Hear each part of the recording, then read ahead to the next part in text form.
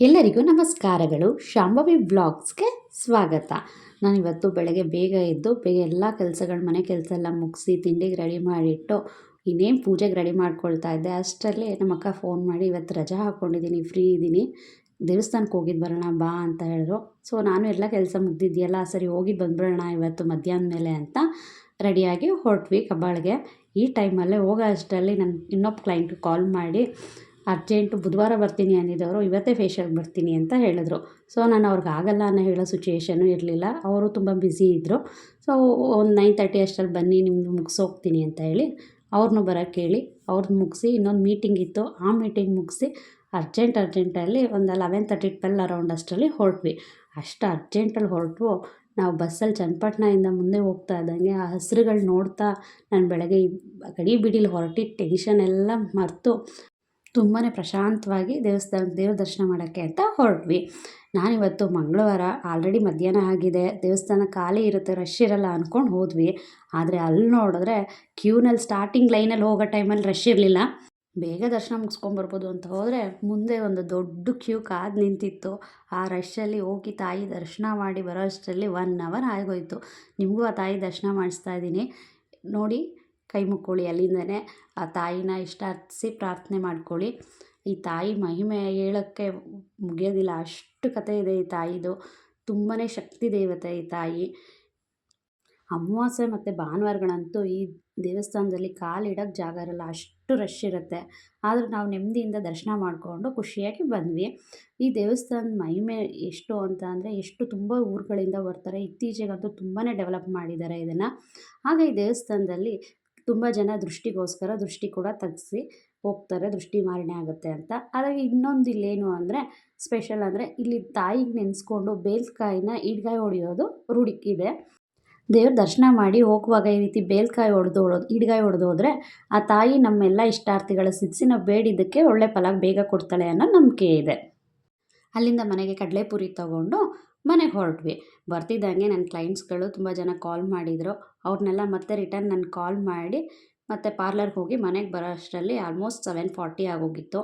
ಬರ್ತಿದ್ದಂಗೆ ಬೆಣ್ಣೆ ತಂದಿಟ್ಟಿದ್ದೆ ಬೆಳಗ್ಗೆಲೆ ಕಾಯಿಸೋಣ ಅಂತ ಅಂದ್ಬಿಟ್ಟು, ಟೈಮ್ ಆಗಿರಲಿಲ್ಲ. ಸೊ ಫಸ್ಟು ಬೆಣ್ಣೆ ಕಾಯೋಕ್ಕೆ ಇಟ್ಬಿಡೋಣ, ಆಮೇಲೆ ಅಡುಗೆಗೆಲ್ಲ ರೆಡಿ ಮಾಡ್ಕೊಳ್ಳೋಣ ಅಂತ ಹೇಳಿ ಮೊದಲು ಬೆಣ್ಣೆ ಕಾಯೋಕ್ಕೆ ಇಟ್ಬಿಟ್ಟೆ. ಅದಾದಮೇಲೆ ಆಲ್ರೆಡಿ ಆಗಲಷ್ಟರಲ್ಲಿ 8 ಗಂಟೆ ಆಗಿಬಿಟ್ಟಿತ್ತು. ಹಾಗಂತ ಏನೋ ಒಂದು ಮಾಡೋದಕ್ಕಾಗೋದಿಲ್ಲ. ಹೌದು, ನಾವು ಲೇಡೀಸ್ಗಳು ಯಾವಾಗಲೂ ಅಯ್ಯೋ ಟೈಮ್ ಇಲ್ಲ, ಆ ಕೆಲಸ ಈ ಕೆಲಸ ಅಂತ ಅಂದ್ಕೊಂಡು ಏನೋ ಒಂದು ಮಾಡೋಕ್ಕೆ ಹೋಗ್ಬೇಡಿ. ಯಾವತ್ತೂ ನಾವು ಮನೆಯಲ್ಲಿ ಹೆಣ್ಮಕ್ಳಾದವರು ಎಷ್ಟು ಸಾಧ್ಯನೋ ಅಷ್ಟು ಒಳ್ಳೆ ಆರೋಗ್ಯಕರವಾದ ಅಡುಗೆನ, ಅದರಲ್ಲೂ ಸೊಪ್ಪು ಕಾಳು ತರಕಾರಿಗಳಿರೋಂತಹ ಪ್ರೋಟೀನ್ ಯುಕ್ತ ಆಹಾರಗಳನ್ನ ಮಾಡಿಕೊಡಿ ಮನೆಯವ್ರಿಗೆ. ಆ್ಯಕ್ಚುಲಿ ಇವತ್ತು ನಾನು ಬೆಳಗ್ಗೆ ಟಿಫನ್ಗೋಸ್ಕರ ಚಪಾತಿ ಮಾಡಬೇಕಾಗಿತ್ತು ನನ್ನ ಟೈಮ್ ಟೇಬಲ್ ಪ್ರಕಾರ. ಆದರೆ ನನ್ನ ಮಗ ಬೆಳಗ್ಗೆ ಎದ್ದೇಳ್ತಿದ್ದಂಗೆ ಅಮ್ಮ ಪುಳಿಯೋಗರೆ ಮಾಡಿಕೊಡಿ ಇವತ್ತು ಅಂತ ಕೇಳ್ದ. ಸರಿ ಅಂತ ಅಂದ್ಬಿಟ್ಟು ಬೆಳಗ್ಗೆಲೆ ಪುಳಿಯೋಗರೆ ಮಾಡಿದ್ದೆ. ಮಧ್ಯಾಹ್ನ ನಾನು ಆಲ್ಮೋಸ್ಟ್ ಒಂದು 10:30 11 ಅಷ್ಟರಲ್ಲೇ ಡೈಲಿ ಅಡುಗೆ ಮಾಡೋ ಅಭ್ಯಾಸ. ಆದರೆ ಇವತ್ತು ಬೆಳಗ್ಗೆಲೆ ಬ್ಯುಸಿ ಇದ್ದಿದ್ದರಿಂದ ಅಡುಗೆ ಮಾಡಿರಲಿಲ್ಲ. ಮಧ್ಯಾಹ್ನ ಹಸ್ಬೆಂಡ್ಗೂ ಪುಳಿಯೋಗರೆನೇ ತಿನ್ಕೊಂಬಿಡಿ ಅಂತ ಹೇಳಿ ಹೋಗಿದ್ದೆ.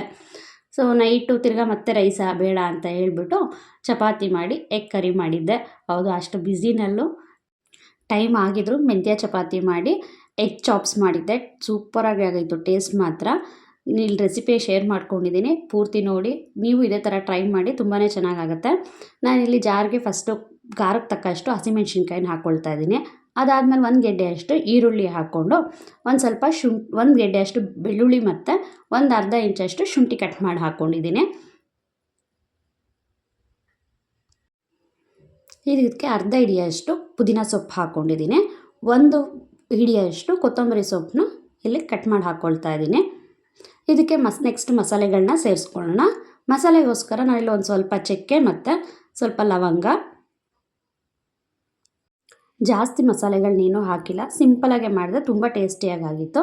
ಸ್ವಲ್ಪ ಮೆಣಸು ಹಾಕ್ಕೊಳ್ತಾ ಇದ್ದೀನಿ, ಕಾಳು ಮೆಣಸು, ಹಾಗೆ ಒಂದು ಸ್ವಲ್ಪ ಗಸಗಸೆ, ಒಂಚೂರು ಹುರ್ಗಡ್ಲೆನೂ ಸೇರಿಸ್ಕೊಂಡು ಇದಕ್ಕೆ ನೀರು ಹಾಕಿ ನುಣ್ಣಗೆ ರುಬ್ಕೊಂಡ್ರೆ ಮಸಾಲೆ ರೆಡಿ ಆಗುತ್ತೆ.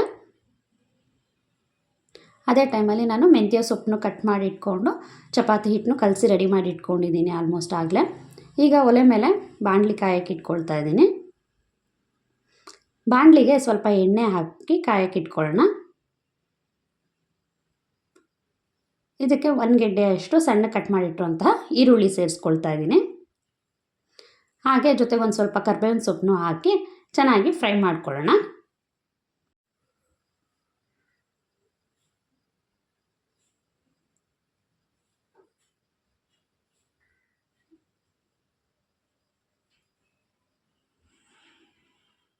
ಈಗ ರುಬ್ಬಿಟ್ಟಿರೋಂತಹ ಮಸಾಲೆನೂ ಇದಕ್ಕೆ ಸೇರಿಸ್ಕೊಳ್ತಾ ಇದ್ದೀನಿ.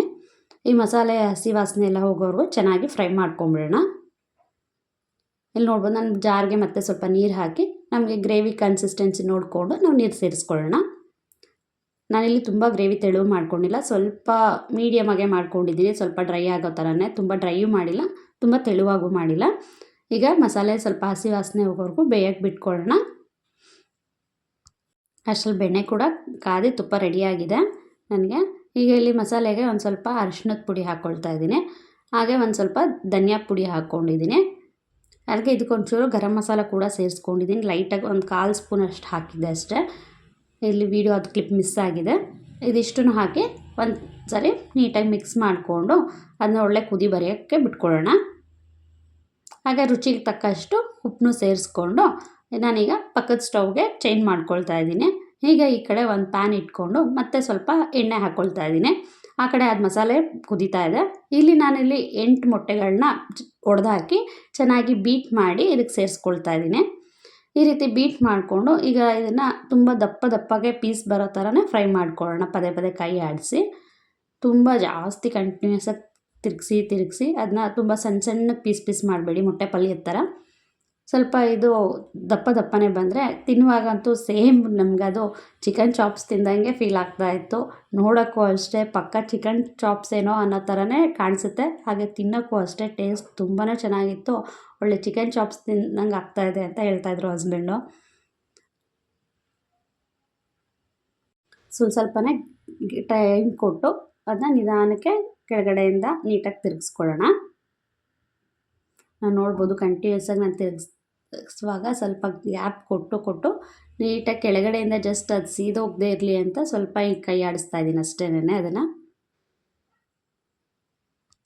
ನಾನಿವತ್ತು ಕಬ್ಬಾಳಿಗೆ ಹೋಗಿ ತಾಯಿ ದರ್ಶನ ಮಾಡ್ಕೊಂಡು ಬಂದೆ ಅಂತ ಹೇಳಿದ್ನಲ್ಲ, ಆ ತಾಯಿ ಮಹಿಮೆ ಶಕ್ತಿ ಎಷ್ಟು ಅಂದರೆ ನನಗೆ ಯಾವಾಗಾದರೂ ತುಂಬ ಕಷ್ಟ, ಇನ್ನೇನು ಮಾಡೋದು ಮುಂದೆ ಅಂತ ಗೊತ್ತಾಗ್ತಾ ಇಲ್ಲ, ಹೇಗೆ ಏನು ಅಂತ ಟೆನ್ಷನ್ ಆದಾಗ ಅಥವಾ ಯೋಚನೆ ಆದಾಗ ನಾನು ಫಸ್ಟ್ ಆ ತಾಯಿ ನೆನೆಸ್ಕೊಂಡು ಒಂದು ಮುಡುಪು ಕಟ್ಟಿಟ್ರೆ ಆ ತಾಯಿ ಕ್ಷಣಾರ್ಧದಲ್ಲೇ ಅದು ನನಗೆ ತುಂಬ ಕೆಲವೊಂದು ಸತಿ ನನಗದು ಫೀಲ್ ಆಗಿದೆ.